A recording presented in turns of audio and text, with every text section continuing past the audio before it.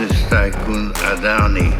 Oke, jadi kali ini ada dua berita gacor nih bos. Yang pertama, Indonesia yang kini bakal menggunakan drone raksasa Tiongkok untuk angkutan kargo antar kota, antar kabupaten, bahkan antar pulau di Indonesia nih bos.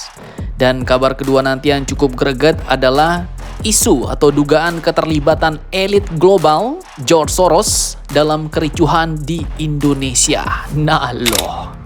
Apakah itu benar? Siapakah yang mengungkapkan hal itu dan bagaimana menurut Mimin? Oke, yang pertama kita bahas dulu nih bos, terkait Indonesia yang kini bakal memanfaatkan teknologi drone kargo besar untuk mengantar paket-paket kalian nih. Jadi mungkin jika paket orderan boneka realistis kalian selama ini diantar pakai kurir, pakai mobil box, pakai kapal antar pulau ya kan? Nah, kini ada perusahaan di Indonesia yang bakal menggunakan drone raksasa dari Tiongkok bos.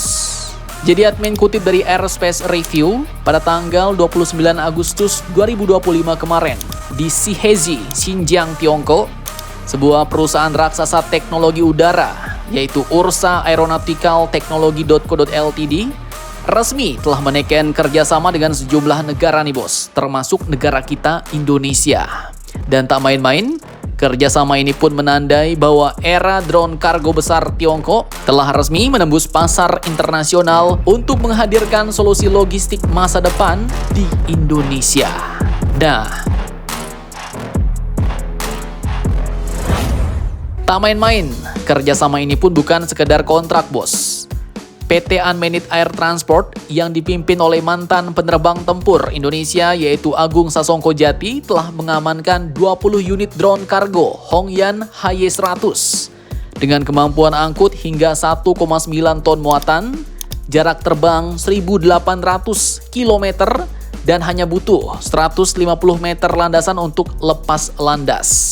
Lumayan gacor nih bos, dan drone yang mirip pesawat ini pun bakal jadi platform angkutan baru untuk negara kepulauan kita Indonesia. Bayangkan, lebih dari 17.000 pulau di Indonesia yang selama ini terpisah oleh lautan luas.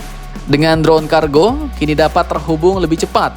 Logistik antar pulau, mulai dari obat-obatan darurat, paket e-commerce, makanan segar, hingga kebutuhan vital lainnya dapat dikirim dengan efisien, murah dan tepat waktu bos.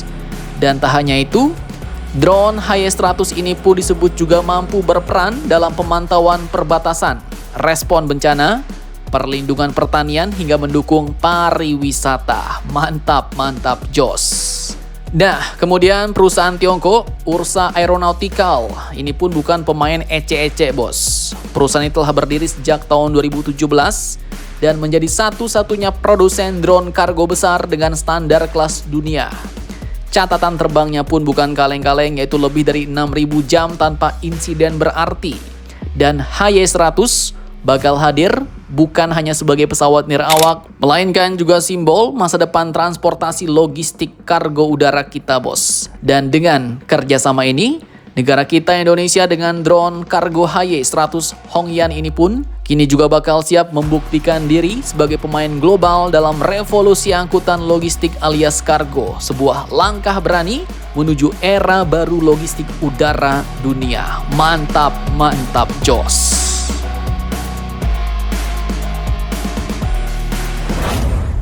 Oke, lanjut kabar kedua yang cukup greget nih bos. Jadi seperti yang kalian tahu, nama George Soros kemarin sempat mencuat di jagat politik Indonesia dan geopolitik internasional bos. Sang miliarder Yahudi Hongaria Amerika bersama lembaganya yaitu Open Society Foundation atau OSF disebut-sebut berada di balik kisruh demonstrasi berdarah yang mengguncang tanah air kita. Bahkan, dugaan ini pun bukan datang dari orang sembarangan bos, melainkan dilontarkan oleh analis geopolitik internasional yaitu Mr. Angelo Giuliano dalam wawancara eksklusifnya dengan media Rusia yaitu Sputnik News. Nah loh, gimana pendapat Mimin nanti kita bahas ya bos. Sekarang kita lanjut ke artikel utama. Jadi Giuliano pun menuding ada dua aktor besar di balik ricuhnya Indonesia. Yang pertama yaitu National Endowment for Democracy atau NED, yaitu lembaga asal Amerika yang kerap dijuluki soft powernya CIA bos. Dan kedua adalah OSF, milik George Soros, yang selama puluhan tahun memang menyalurkan miliaran dolar untuk membiayai jaringan LSM di seluruh dunia, termasuk ya juga pernah Indonesia. Dan menurut pakar geopolitik internasional ini, pola campur tangan ini pun sudah berulang di berbagai negara, mulai dari Serbia hingga di Thailand. Dan kini Indonesia seolah masuk daftar sasaran berikutnya, bos. Mereka diduga memanfaatkan kericuhan yang terjadi di Indonesia, di mana awalnya terkait anggota-anggota DPR yang asal ngomong setelah mendapat kenaikan tunjangan yang cukup fantastis, ya kan? Sementara rakyat di lapangan semakin ditekan dengan pajak yang bertubi-tubi. Nah, dalam kericuhan ini, Giuliano dan pengamat lain pun melihat lebih jauh, bos. Protes ini katanya bukan sekedar soal ketidakadilan ekonomi, melainkan juga bagian dari revolusi warna yang direkayasa Barat. Nah loh, apakah alasannya mengapa tiba-tiba Barat diduga ikut campur? Nah, beliau pun mengungkapkan alasannya adalah karena Presiden Prabowo dinilai tak sejalan dengan agenda Washington, karena Prabowo sendiri semakin dekat dengan Tiongkok, Rusia, SCO dan juga BRICS. Dan negara sebesar Indonesia dengan ekonomi terbesar di ASEAN dan populasi hampir 300 juta jiwa tentunya bakal menjadi hadiah geopolitik yang terlalu berharga untuk dilewatkan atau dibiarkan oleh Mama Rika jika mendekat ke Tiongkok dan kawan-kawan. Nah loh, jadi alasannya seperti itu, bos.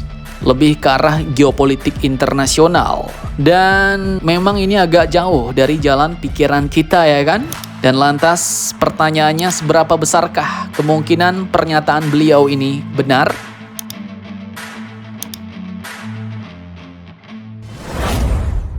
Oke, jadi ya kalau menurut Mimin, dugaan beliau ini masih 50-50, bos. 50-50. Pasalnya sesuai fakta di lapangan dan rentetan peristiwa. Mulai dari rencana kenaikan pajak beratus-ratus %, kemudian juga ada beberapa koruptor yang dapat amnesti dan dibebaskan, ya kan? Kemudian lanjut kenaikan tunjangan DPR dan terus anggota DPR yang malah asal ngomong nih. Dari semua rentetan kejadian itu, maka jelas demo ini awalnya sebenarnya murni, bos. Lahir dari keresahan kita semua, keresahan rakyat. Dan ini ya bukan hal yang baru. Di banyak negara memang kebijakan elitis kerap jadi pemantik gelombang protes rakyat.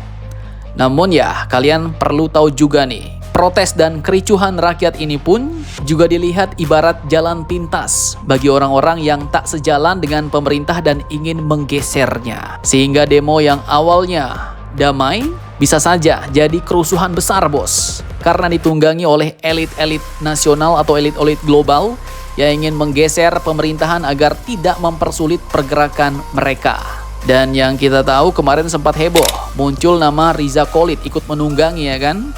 Sebenarnya ya dugaan ini mungkin bisa terjadi. Pasalnya Riza Khalid sendiri adalah orang kuat dengan kekayaan super duper gacor, pemain bisnis bigas di kawasan regional, tapi sekarang sudah jadi buronan pemerintah kita karena korupsi. Bahkan anaknya udah disegel sama KPK, bos. Namun perlu kalian catat juga bahwa yang menunggangi demo ini bisa saja nggak cuma satu kelompok, bos. Mungkin ada juga kelompok yang lain.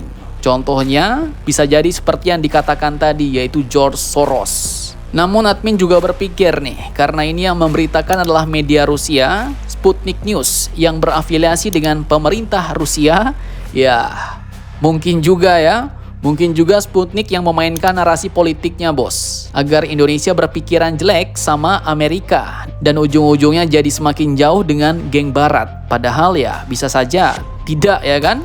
Nah, itu udah masuk ke ranah politik, bos. Admin pun kurang bisa mendalami lagi. Makanya daripada itu admin bilang tadi masih 50-50. Bisa jadi iya, bisa jadi tidak, bos.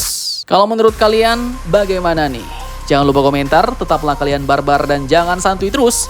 Demi Indonesia tangguh, salam Indomax Indo Magazines.